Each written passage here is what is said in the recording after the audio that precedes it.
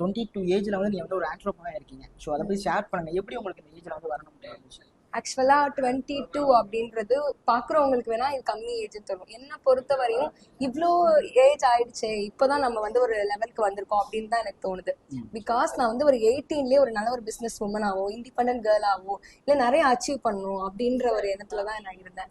எனக்கு எதுக்கு இவ்வளோ ஒரு கேப் இதுவாச்சு அப்படின்னு சொன்னா, எனக்கு எந்த ஒரு சப்போர்ட்டும் இல்லை. ஏன்னா உங்களுக்கே தெரியும், இந்த மேக்கப் ஃபீல்டா இருக்கட்டும், ஏன்னா பொண்ணுங்களை பொறுத்தவரை இந்த மாதிரி ஃபீல்ட்ல யாரும் அலோவ் பண்ண மாட்டாங்க. அப்பயே எனக்கு ஒரு யாராவது ஒரு ஹேண்ட் கொடுத்து என்ன சப்போர்ட் பண்ணியிருந்தாங்கன்னா இவ்வளோ டிஸ்டன்ஸ் எனக்கு கிடைச்சிருக்காது.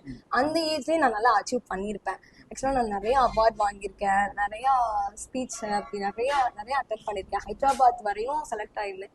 எதுலையுமே என்னை விடாம என்னை ஸ்டாப் பண்ணி, ஏன்னா இந்த ஒரு கெரியர் நான் சூஸ் பண்ணனால. இதுவே நான் வேற ஒரு ஃபீல்டு சூஸ் பண்ணியிருந்தேனா கூட என்னை வந்து அலோவ் பண்ணியிருப்பாங்களோ என்னமோ. என்னை பொறுத்த வரையும் நான் வேற ஒரு ஃபீல்ட்ல போயிருந்தா கூட இவ்வளோ ஒரு ஹாப்பியா இண்டிபெண்டன்ட் உமனா இருந்திருப்பேனான்னு எனக்கு தெரியல.